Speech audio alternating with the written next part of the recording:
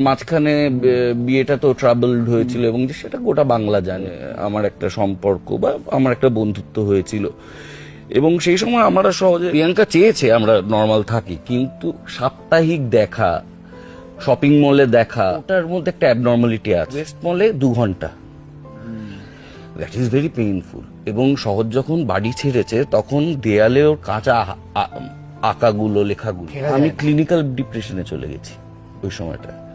আমাকে ওষুধ খেতে হয়েছে। ইট ওয়াজ পার্ট অফ লাইফ। এবং সব থেকে বড় কথা হচ্ছে যে কারণে আমি কৃতজ্ঞ, দেখো আমি তো সপ্তাহে 2 দিন পেতাম, প্রিয়াঙ্কার তো 24 ঘন্টা ছিল। প্রিয়াঙ্কার সব থেকে বড় সুযোগ ছিল আমাকে ভিলেন বানানোর, এবং she had all the reasons. কিন্তু প্রিয়াঙ্কা বা আমরা নিজেদের শৈশব দিয়ে দেখেছি যে বাবা মার প্রতি ভরসা চলে গেলে শৈশবটা ঘেটে যায়।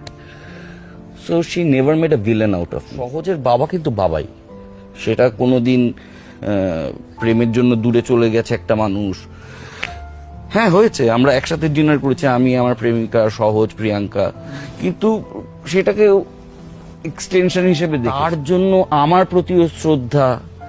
এখনো তো অ্যাডোলেসেন্স আসেনি, এখনো অ্যাংস তৈরি হয়নি, আপাতত যেটা দেখছি ভালোবাসা।